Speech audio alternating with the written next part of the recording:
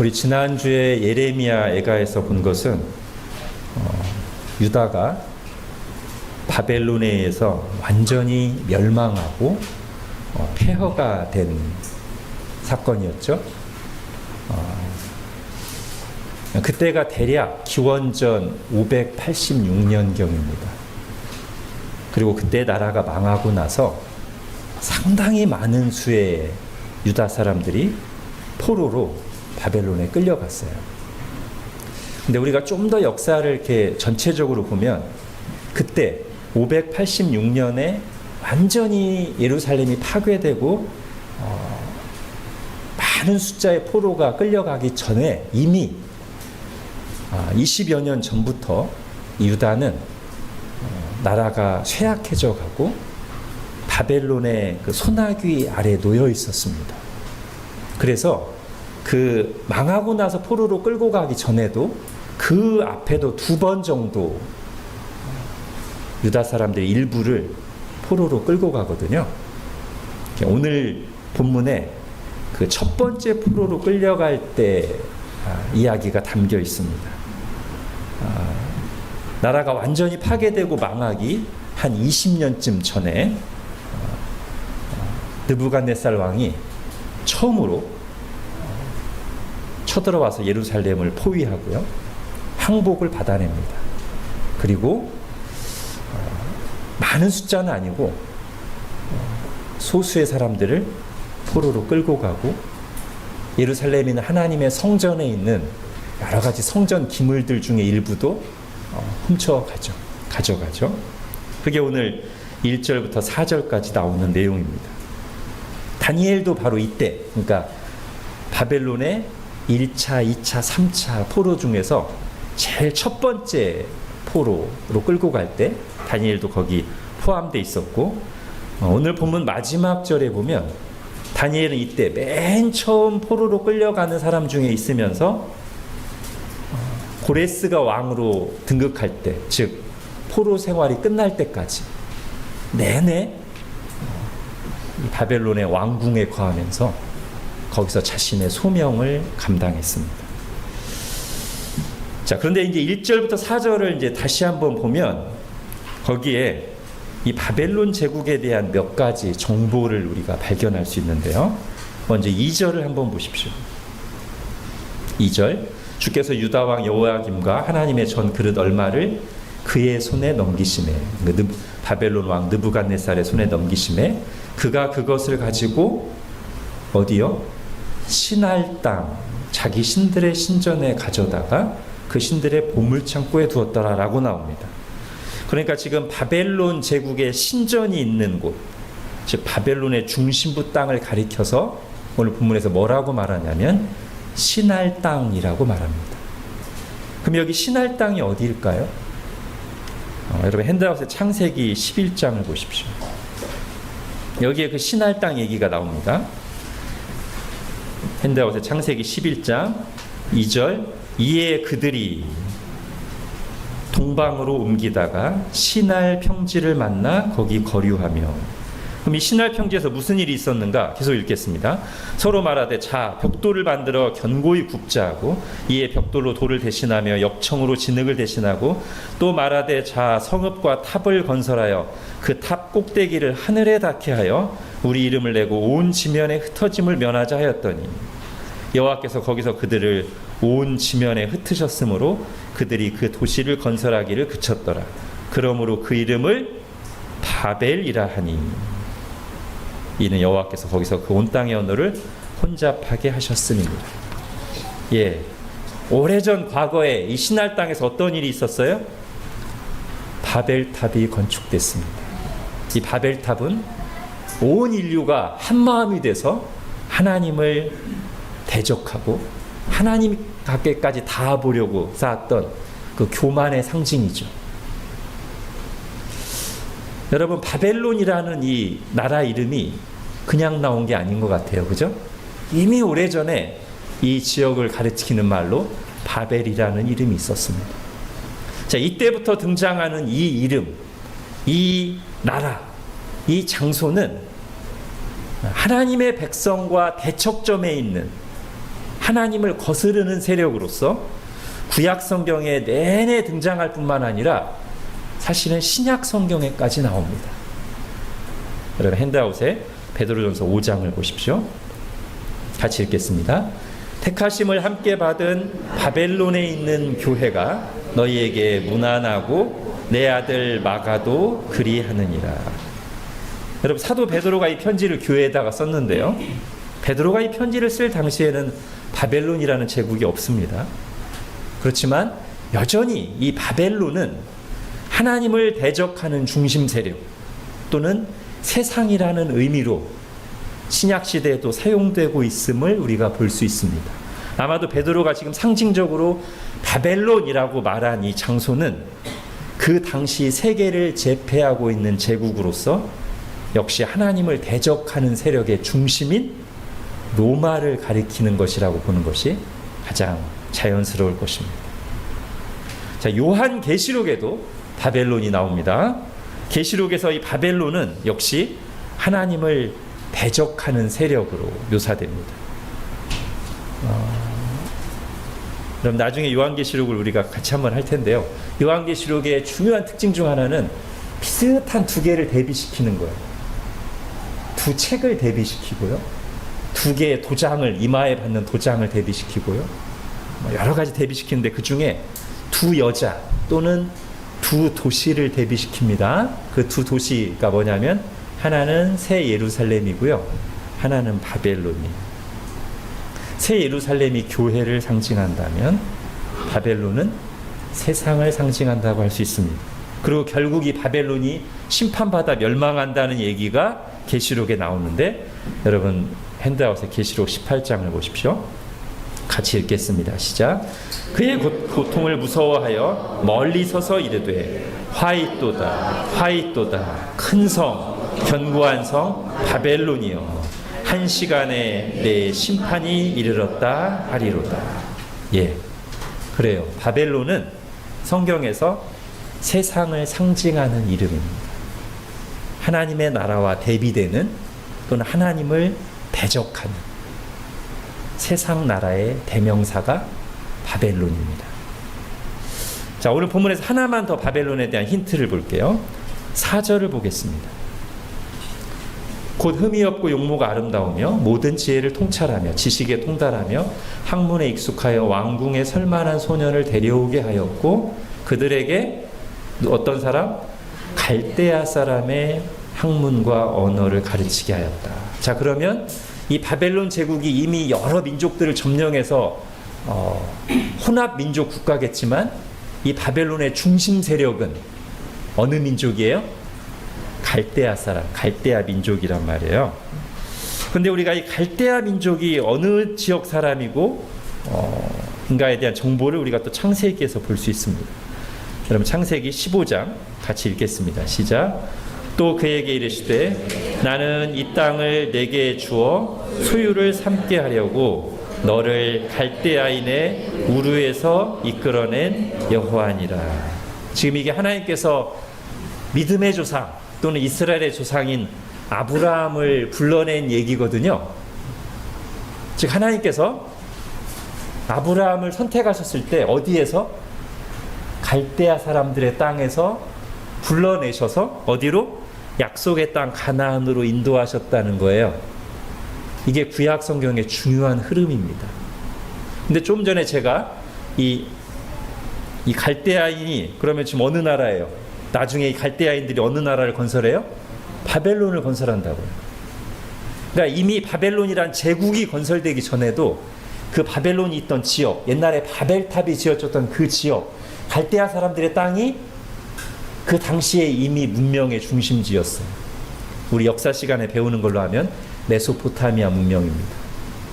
그러니까 하나님께서 그 당시의 문명의 중심지, 곧 세상의 중심지인 메소포타미아 지역에서 갈대아 사람들의 땅에서 아브라함을 불러내셔서 세상에서 건져내셔서 하나님 나라를 상징하는 약속의 땅 가나안에다가 옮겨 심으셨어요.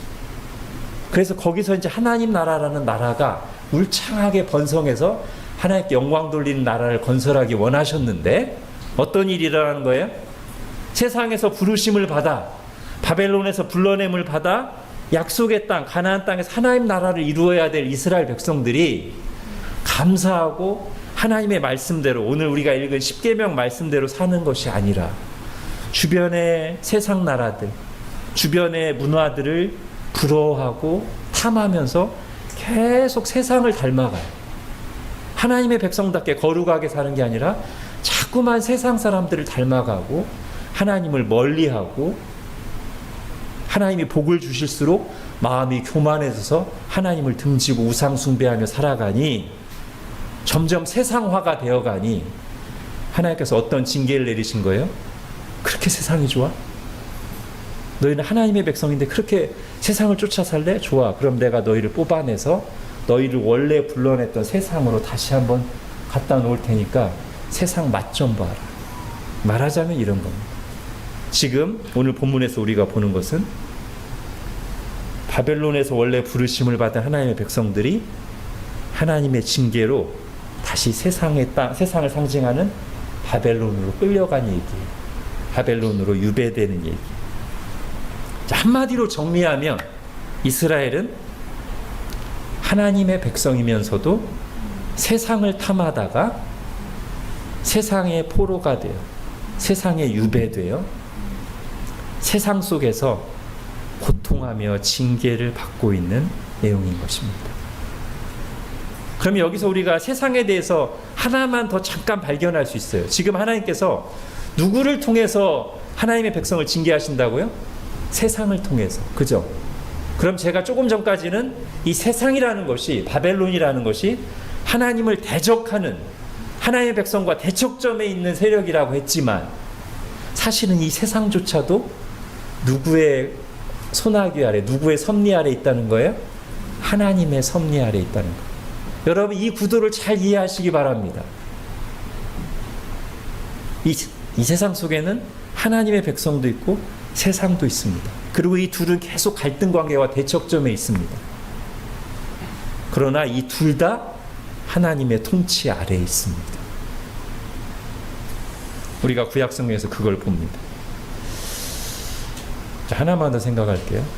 그럼 지금 하나님께서 세상을 탐하는 이스라엘 백성들을 세상으로 유배시켰는데, 고난을 주셨는데, 이때 하나님의 마음은 어떨까요?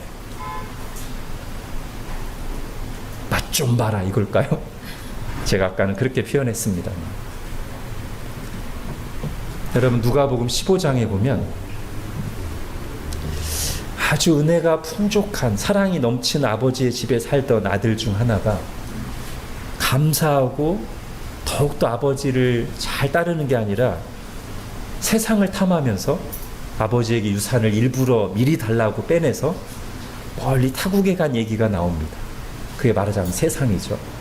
아버지의 집을 떠나 세상으로 간 둘째 아들이 나오는데 그 세상 속에서 개고생을 하다가 더 이상 낮아질 수 없을 만큼 낮아져서 그때 정신을 차려요. 둘째 아들이.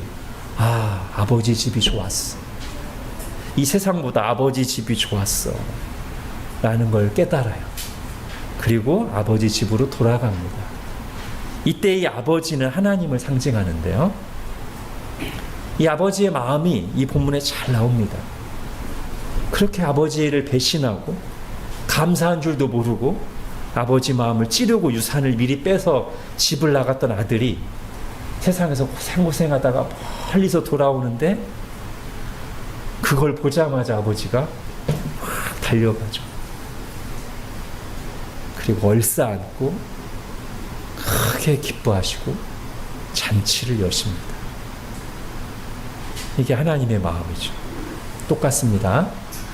우상 숭배와 세상을 탐닉하던 이스라엘에게 바벨론 유배 생활이라는 징계를 내리셨지만 그때 하나님의 마음은 아프죠.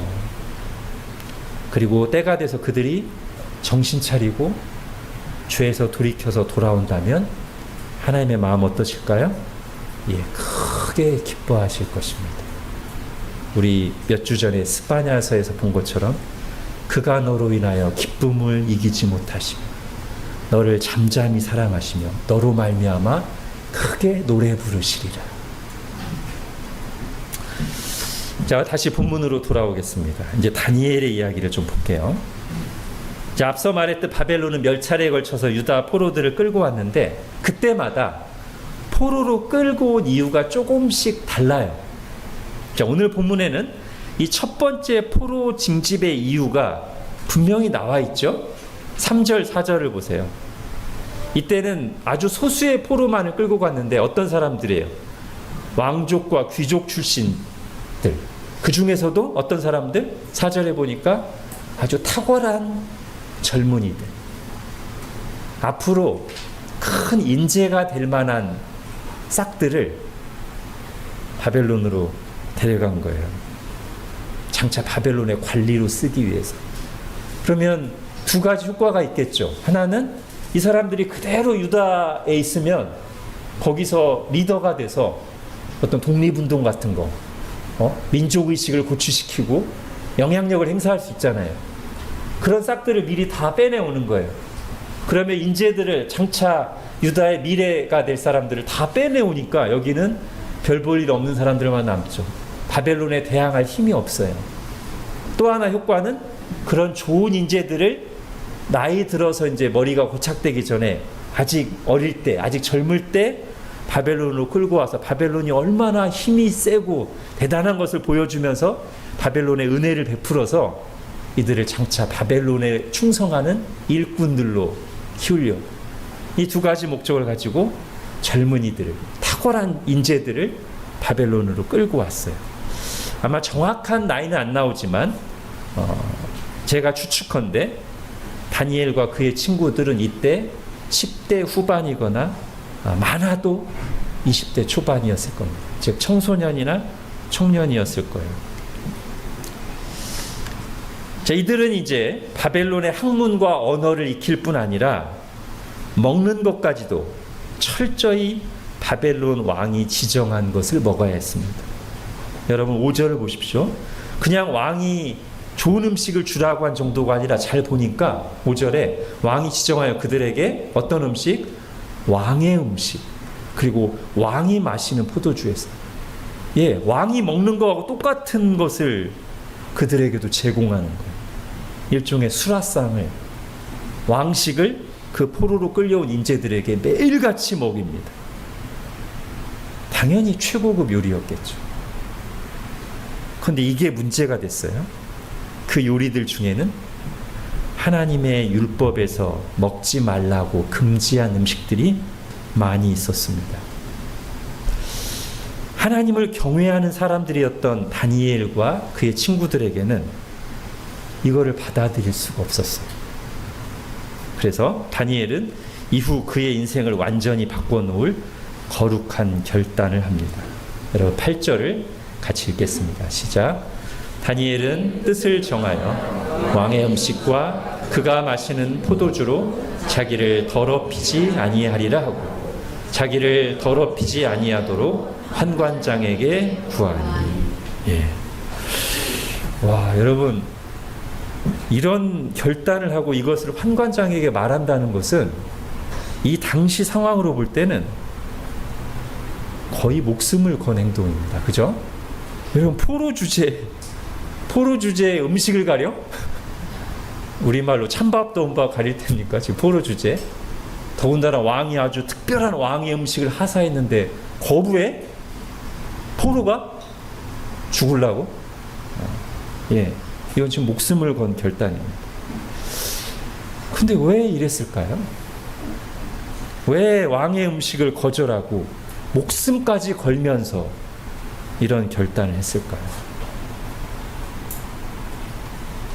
그게 사는 길이라는 걸 알았기 때문입니다. 여러분 지금 이들이 여기 왜 포로로 끌려와 있죠? 왜 나라가 망했죠? 하나님의 말씀을 거슬려 살았기 때문입니다. 하나님의 말씀을 어겼기 때문에 나라가 망하고 지금 포로로 끌려와 있는 거예요. 아마도 다니엘과 그의 친구들은 예레미야 선지자의 메시지를 들었을 겁니다. 예레미야와 다니엘과 에스겔이 시대가 겹쳐요. 예레미야는 나라가 망할 때까지, 그리고 망한 후에도 예언했거든요. 그러니까 다니엘이 끌려올 당시에 한창 예레미야가 유다를 향해서 경고하고 말씀을 전할 때입니다. 여러분, 이대로 가면 바벨론에 망합니다, 포로로 끌려갑니다, 이 얘기를 계속 예레미야가 전할 때 다니엘과 친구들도 들었을 겁니다. 근데 그 말씀대로 됐습니다. 예레미야 선지자가 선포한 하나님의 말씀대로 바벨론에서 나라가 망하고 자기들이 포로로 끌려와 있어요. 그렇다면 생각해 봐야 되죠. 생각이 있는 사람이라면 역사를 통해, 과거의 실패를 통해서 배우고 지금 내 상황에 적용해야 되죠. 그러면 우리는 어떻게 살 것인가? 유명한 프란시스 셰퍼 박사의 책 제목이기도 한데, 바로 이럴 때 이런 질문을 해야 됩니다. 하나님의 말씀을 어기다가 나라가 망하고 지금 우리가 포로로 끌려왔어요, 여기. 그러면 여기서 우리는 어떻게 살 것인가? 이걸 질문해야 돼. 우리 조상들이 그 길로 가다가 망하는 걸 우리 두 눈으로 봤는데, 그래서 우리가 여기 포로로 끌려와 있는 건데, 그걸 다 알고 경험하고서도 여기서 또 망하는 길을 갈 수는 없지 않느냐. 그래서 다니엘과 세 친구는 이 엄중한 사실 앞에서 결단했습니다. 사는 길을 택하기로. 하나님의 징계를 받아 망하는 길을 계속 갈 것이 아니라 이제는 돌이켜서 하나님의 복을 받고 사는 길로 가기로 결단합니다. 그래서 어떻게 보면 다니엘과 친구들은 자칫 죽을 수도 있는 위험한 길을 선택한 것이지만, 어떤 면에서도 그들은 죽는 길이 아니라 사는 길, 하나님의 관점으로 볼 때는 가장 안전한 길을 택한 것이다 라고 말할 수 있습니다. 진정으로 살기 위해서 목숨을 건 결단을 한 셈이죠. 제가 앞서 바벨론이 세상을 상징한다고 했습니다. 그러면 지금 다니엘이 처한 상황과 그가 내린 결단을 어떻게 우리가 말할 수도 있는 거예요? 지금 다니엘은 세상 한복판에 던져졌는데, 바벨론의 포로로 끌려왔으니까요. 세상의 중심부에 한복판에 던져졌는데, 거기에서 세상 것으로 자신을 더럽히지 않기로 결단한 것입니다. 자, 그들의 결단이 옳았다는 것, 그들의 선택이 정말 사는 길이었다는 것이 얼마 지나지 않아 입증되기 시작합니다. 하나님께서 그들을 주목하시면서 그들에게 여러 가지 도우심과 은혜를 베푸시는데, 간단히 세 가지만 볼게요. 먼저 여러분 9절을 보십시오. 하나님이 다니엘로 하여금 환관장에게 은혜와 긍휼을 얻게 하신지라. 예, 환관장이 지금 포로들을 관리하는 책임자입니다. 그런데 환관장이 다니엘 말대로 했다가는 환관장이 어떻게 될 수 있어요? 10절을 보십시오. 환관장이 다니엘에게 이르되 내가 내 주 왕을 두려워하노라. 뒤에는 뭐라고까지 말하냐면, 만약에 너희가 먹는 것 때문에 문제가 생기면 너희 때문에 내 머리가 왕 앞에서 위태롭게 되리라. 니들 말대로 했다고 내가 죽을 수 있어, 이런 말이잖아요. 포로 얘기 들어주려다가 목숨 거는 책임자 있어요? 무시하면 그만이죠, 그죠? 근데 여러분, 그 이후의 내용을 보면 이 다니엘 일행을 관리하는 감독관이 다니엘의 말을 한번 들어줘 봅니다. 물론 열흘이라는 기한을 다니엘이 제시하긴 해요. 그러면 열흘 동안만 우리를 좀 시험해 보십시오. 우리가 왕이 주는 고기들 다 먹고 우리는 율법에서 허락한 채소만 먹겠습니다.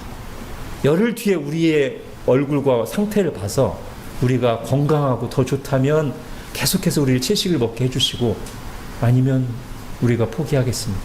아마 이러고 나서 다니엘과 친구들이 얼마나 열흘간 간절히 기도했을지 짐작이 가시죠?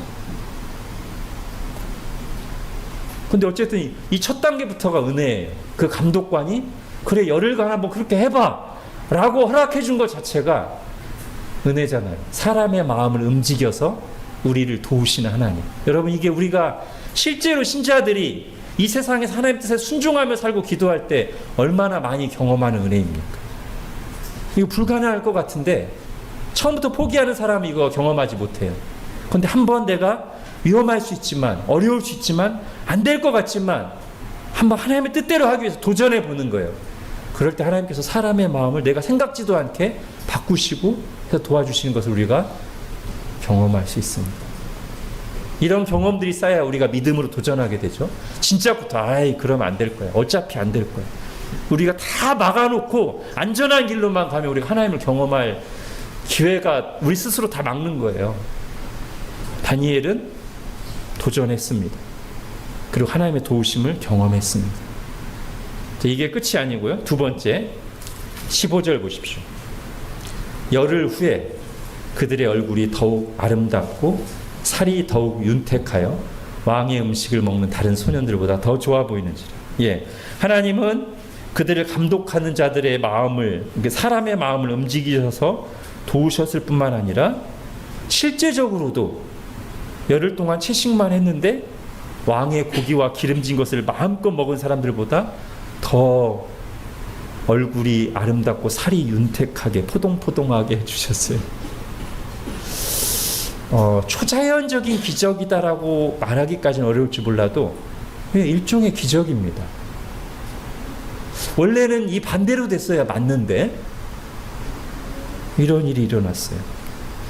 여러분, 이것도요, 하나님께서 믿음으로 사는 이들에게 종종 베푸신 도우심 중에 하나입니다. 분명히 열악한데, 분명히 불리한 환경과 조건임에도 불구하고 믿음으로 하나님의 말씀에 순종해서 도전할 때 더 좋은 결과를 주시는, 물론 항상 이게 뭐 막 내가 원하는 대로 잘 된다는 뜻은 아니에요. 어려움도 있고 시련도 겪지만 믿음으로 하나님의 말씀대로 할 때 분명히 내가 불리하고 져야 맞고 안 좋은 결과가 나와야 맞는데 좋은 결과가 나오는 경우들을 우리가 경험합니다. 이게 믿음으로 사는 자들에게 주신 하나님의 실제적인 도우심이고요.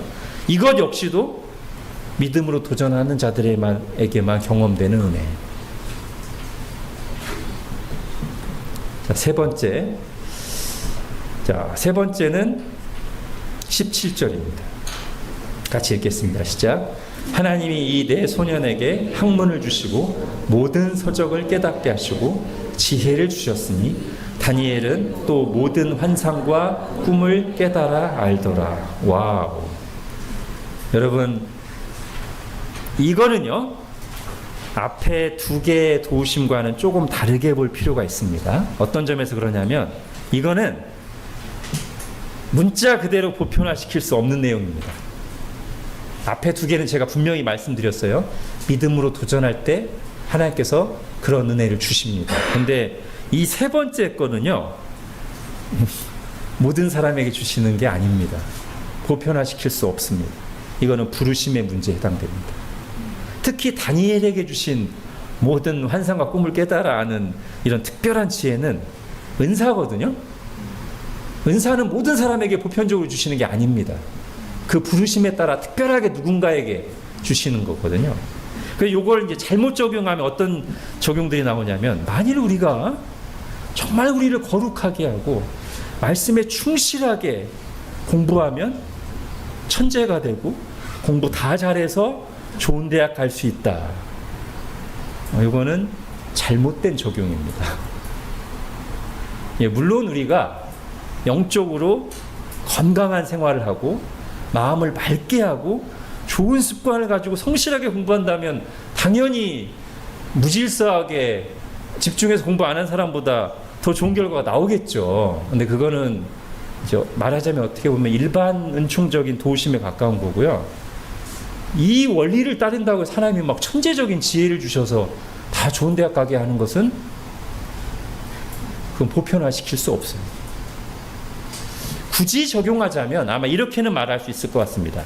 잘 생각해보면 이때 지금 다니엘과 세 친구들에게 주어진 이 특별한 은혜 또는 은사는 지금 그들이 처한 상황, 곧 그들이 이때 받았던 부르심 속에서 필요한 은사와 능력이었다고 말할 수 있어요. 그걸 생각한다면 하나님께서는 하나님의 뜻대로 거룩하게 살고자 결단하고 헌신하는 이들에게 그들의 부르심에 맞는 은사와 능력을 풍성하게 주실 수 있다라는 것까지는 우리가 생각할 수 있겠습니다. 자, 종합해서 오늘 본문에서 우리가 받을 수 있는 교훈은, 또 우리가 분명히 믿어야 될 내용은 뭐냐면, 하나님께서는 세상에서, 교회 말고요, 세상 속에서 하나님의 뜻대로 말씀대로 살고자 거룩한 결단을 하고 자신을 들여 헌신하는 이들을 분명히 주목하시고 그들과 함께 하시며 그들에게 필요한 때에 따라 돕는 은혜와 도우심을 베푸신다는 것입니다. 여러분, 이걸 믿어야 됩니다. 이것이 세상 속에 사는 신자의 믿음입니다.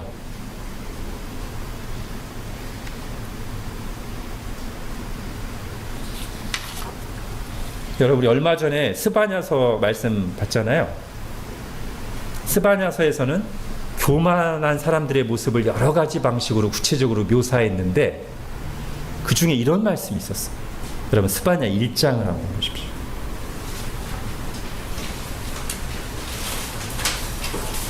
같이 읽겠습니다. 시작.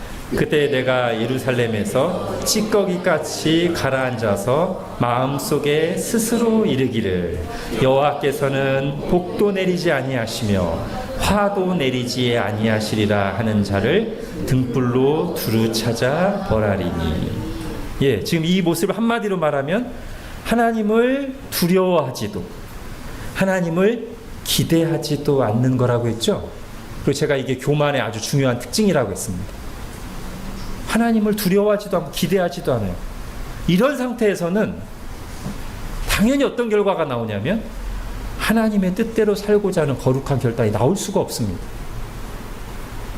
하나님을 두려워하지도 기대하지도 않는데 무슨 하나님 뜻대로 살고자 하는 결단이 나오겠어요?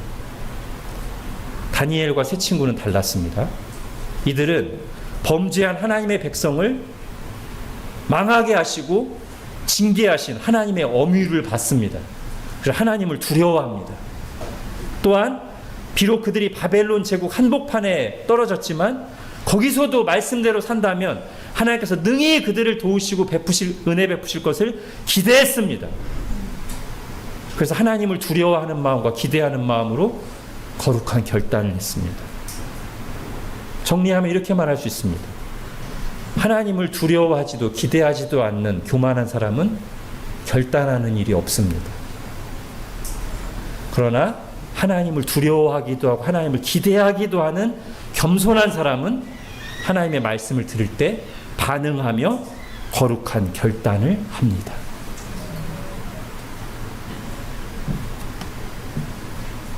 자, 이제 다니엘의 결단을 오늘 우리 시대에 좀 맞춰 볼게요.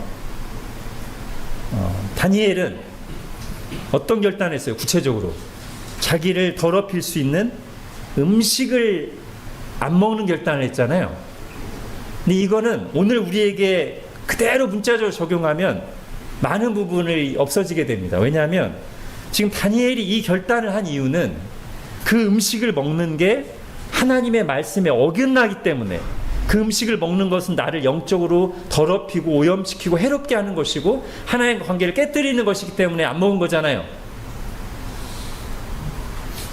근데 여러분, 예수님이 복음서에서 뭐라고 말씀하시냐면 이제 예수님이 오신 이후의 신약 시대에는 더 이상 어떤 음식은 부정하고 어떤 음식은 정결하고가 없고 입으로 들어가는 모든 것이 깨끗하니라 라고 선언하셨습니다. 시대가 바뀌었어요. 바울도 디모데서에서 뭐라고 하냐면 하나님께서 주신 모든 것이 선하니 음식을 말하는 거예요.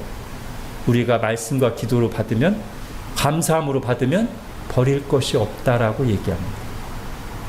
그러니까 우리는 다니엘처럼 이 음식은 정결해, 이 음식은 부정해, 이런 결단이 우리에게 사실 거의 의미가 없어졌어요. 물론 마약이나 알코올 같은 것을 섭취하면서 우리 정신 상태를 피폐하게 하는 일은 당연히 안 해야 되고요. 그런 거 말고 이 음식은 먹지 말자. 그거는 우리의 몸의 건강을 위해서는 결단이 필요하지만 다니엘처럼 나의 영적 건강을 위해서, 내가 영적으로 살기 위해서, 하나님과의 관계를 바로 하기 위해서 어떤 음식을 먹을지 말지 고민할 일은 이제 우리에게 없어졌다는 뜻이에요. 그럼 우리는 뭐를 결단해야 되냐면 나에게 영적으로 영향을 미치는 것, 나를 영적으로 병들게 하는 것, 그래서 나와 하나님과의 관계를 깨뜨리는 것, 이걸 내가 분별해서 거부하고 멀리하기를 결단해야 되거든요. 그게 뭐겠어요, 이 시대. 우리 마음으로 들어오는 거는 입으로 들어오는 게 아니라 눈과 귀로 들어옵니다.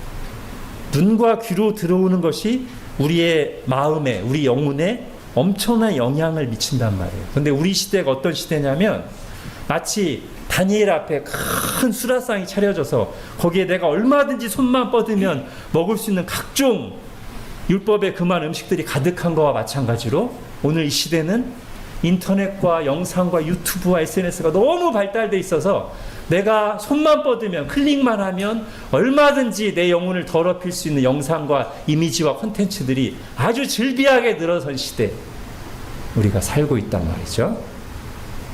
그럼 우리가 다니엘의 결단을 우리에게 이 시대에 맞게 적용한다면 다니엘이 눈앞에 펼쳐져 있는, 그냥 딱 보면 막 먹고 싶은, 입에서 막 침이 나오는 내 육신적인 욕구로만 따지면 그런 음식들을 하나님 말씀에 어긋나니 이것도 안 먹을 거야, 이것도 안 먹을 거야, 내가 참을 거야 라고 결단했던 것처럼, 그게 사는 길이었던 것처럼 우리도 손가락을 좀만 올리면, 클릭만 하면, 볼륨만 올리면 눈과 귀로 들어오는 수많은 컨텐츠들, 영상들, 이미지들, 글들 중에서 영적으로 나에게 이롭지 않은 것들을 거절하기로 또는 절제하기로 결단하는 것이 반드시 필요하다는 것입니다.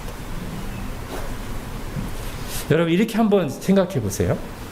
만약 여러분 친구나 가족 중에 누군가가 막 병균이 가득한 음식을 막 매일매일 막 집어넣어 입에다, 그리고 영양소가 풍부한 좋은 음식은 일절 입에 안 돼, 그리고 운동 전혀 안 하고 맨날 이렇게 퍼져 있어요.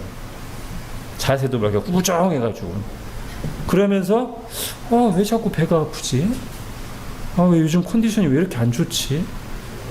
왜 이렇게 체력이 계속 떨어지지? 라고 고민하고 있다면 여러분 뭐라고 말씀하시겠어요? 그걸 왜 고민해?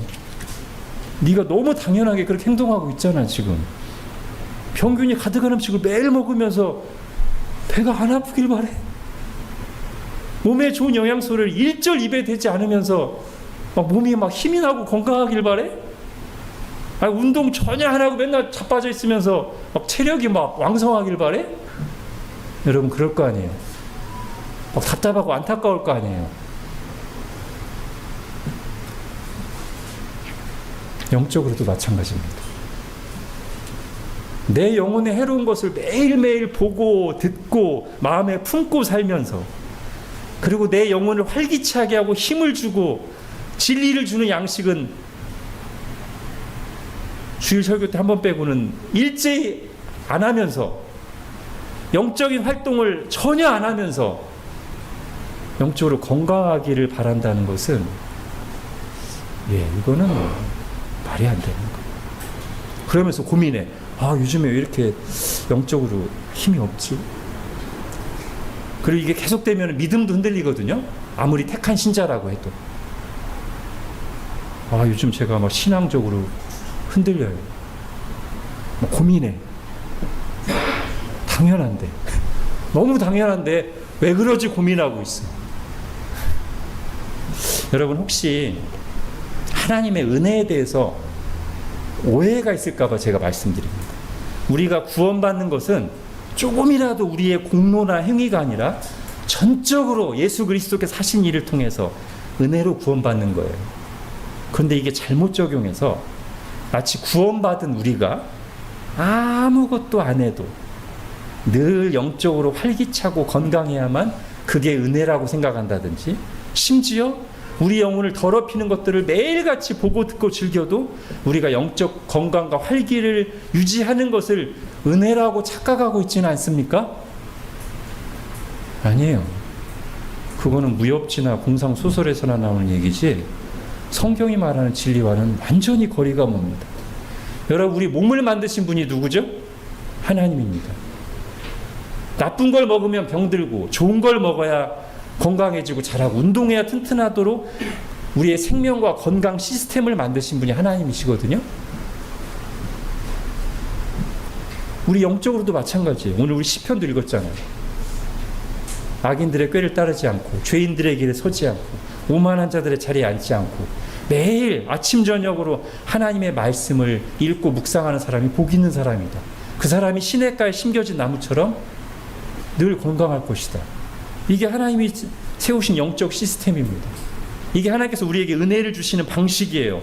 그거를 따랐을 때 단지 물에 불과한데 그 물을 마시면 우리가 생기는 것이 하나님의 은혜를 주는 방식이듯이 단지 글에 불과한데 말에 불과한데 이 성경을 읽고 듣고 묵상할 때 진리가 깨달아지고 믿음이 생기고 영적으로 건강해지는 게 하나님이 정하신 은혜의 시스템이고 방식이지, 그걸 하나님이 정하신 질서와 룰을 다 무시하고 아무것도 안 하고 오히려 하나님의 말씀과 거슬리게 행동하고 있으면서 늘 그래도 내가 믿음은 변치 않고 영적으로 충만하길 바란다면 그거는 도둑놈 심부고 너무 무협지를 많이 봐서 지금 잘못 생각하고 있는.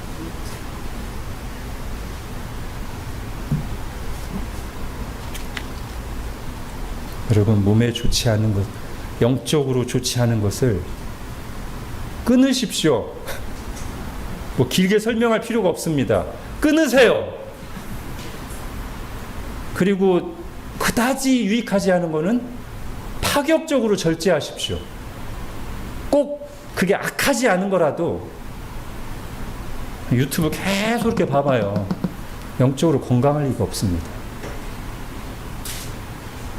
그리고 몸에 좋은 걸 먹고, 영에 좋은 걸 먹고 영에 좋은 활동을 하세요. 설명이 필요 없습니다.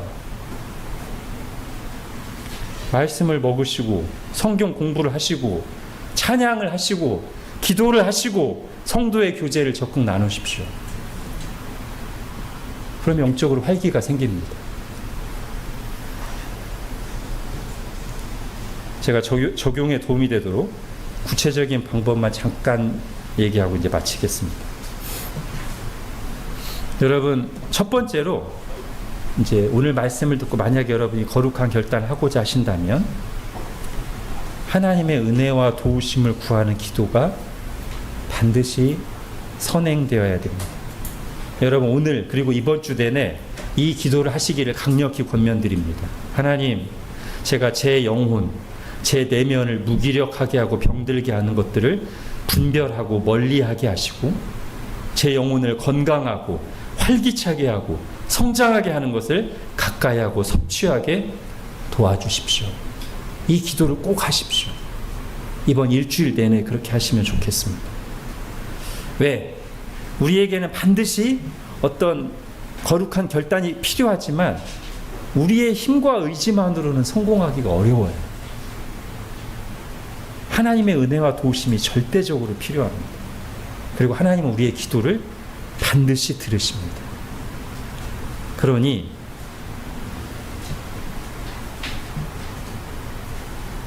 기도하십시오.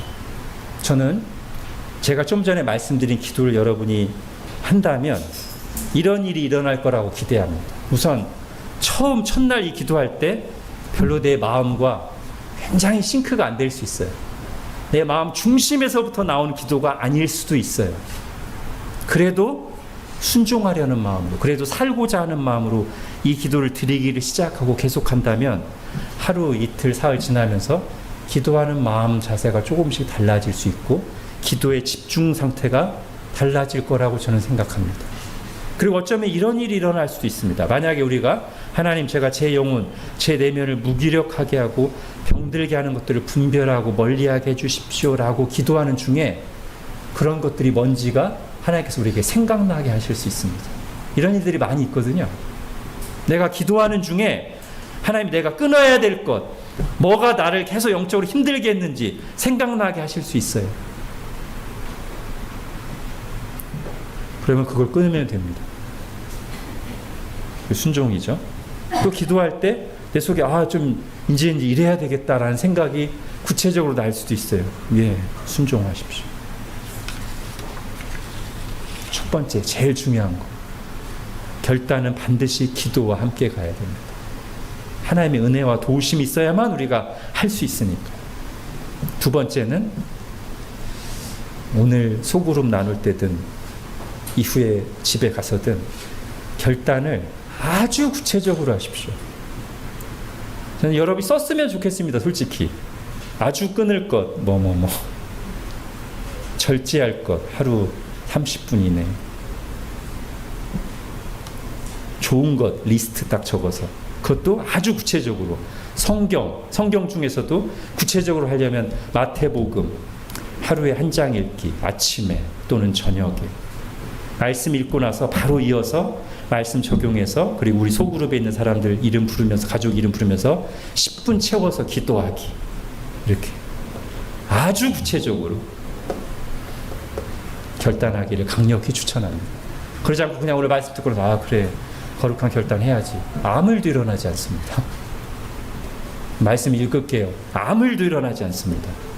아주 구체적으로 쓰시고 다른 사람에게 말하시고 나 좀 체크해달라고 부탁하시고 기도 부탁도 하시고 그렇게 하십시오. 마지막 하나만 더 얘기하겠습니다.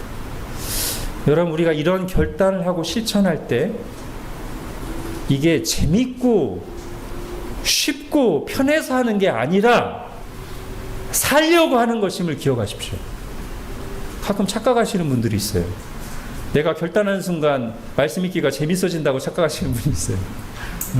마치 그것은 운동 내내 안 했어. 몸이 굳어있는 사람이 내가 이제부터 운동해야지 결단하는 순간 갑자기 막 운동이 잘 되고 막 근육이 솟아나온다고 착각하는 거랑 비슷한 거거든요. 지금까지 말씀 읽고 기도 안 하던 사람이 기도하는 갑자기 잘 됩니까? 그동안 수요 기도에 안 나오던 사람이 수요 기도에 나오는 게 쉽게 됩니까? 당연히 어렵죠. 근데 한번 해보고서 역시 나한테는 안 맞아. 뒤에서 사탄이 아마 아주 좋아할 거야. 그래, 너는 결단해도 하루 한 번밖에 안 되는구나. 네가 결단했다가 한 번 너한테 재밌고 편하지 않으면 더 이상 안 하는구나. 아유, 내가 너는 걱정할 필요가 없겠다. 평생 그렇게 살아라. 사탄이 아주 좋아할 것 같아. 여러분, 우리가 말씀을 읽는 이유는 다니엘이 이때 왕의 진미를 거절한 이유는 그렇게 하면 사람들이 다 박수쳐지고 그렇게 하면 몸이 건강해지고 그래서 한 게 아니고요.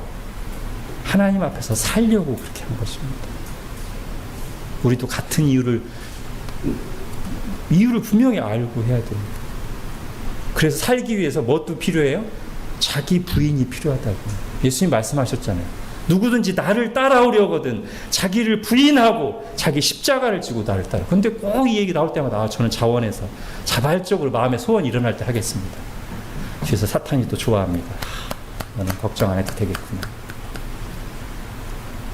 예수님은 분명히 자기를 부인하고 자기 십자가를 지고 했는데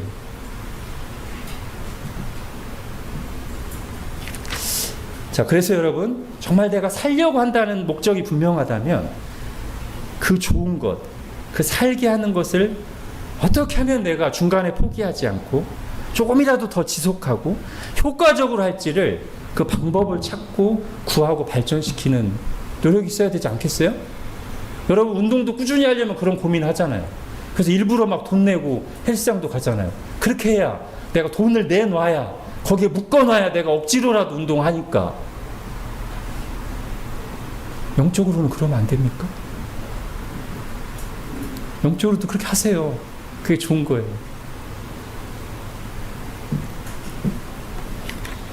여러분, 작년인가 재작년에 어떤 형제가 저랑 이렇게 면담을 하다가 영적으로 요즘에 좀 이렇게 약해져 있다라고 해서 제가 그렇게 말했습니다. 그러면 한동안은 조금 이렇게 습관을 들이고 하기 위해서 약간 의무적으로 하자. 매일매일 말씀 읽고 기도하고 나한테 문자를 보내라. 그랬더니 형제가 쫙 고민을 해보더니 그걸 받아들여서 그럼 목사님, 제가 공동체 성경 읽기 하는데 그 단톡방에 올리겠습니다. 그래서 내가 추천한 것보다 더 좋은 방법이네. 그러면 본인을 묶어둘 뿐 아니라 다른 사람에게까지 좋은 영향을 미치니 그렇게 하게나. 그래서 한동안 그 형제가 그렇게 했어요. 그러면서 그 형제가 몇 번 얘기했습니다. 그렇게 하니까 자기가 좋다고. 가끔 피곤하고 힘들긴 하지만 그렇게 사람들에게 말하고 저한테도 약속하고 매일 공동체 성경 단톡방에 올리니까 자기도 좋다고. 그리고 아마 분명히 그 공동체 성경 읽기 단톡방에 있었던 그 멤버들도 다는 아닐지 모르겠지만 도전을 받았을 겁니다. 여러분, 이 좋은 것, 영적으로 사는 것을 효과 있게 하고 지속하는 가장 좋은 방법 중에 하나는 함께 하는 것입니다. 성경에서도 말하는 거. 어떻게 성경에서 뭐라고 말해요? 모이기를 힘쓰며 사랑과 선행을 서로 격려하며 말씀으로 서로 권면하고. 예.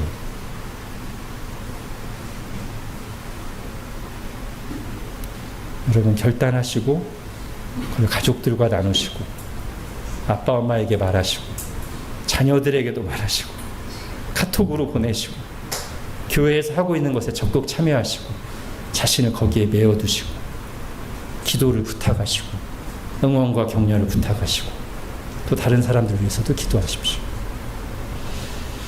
그게 우리 각자가 사는 길이자 공동체가 사는 길이 될 것입니다.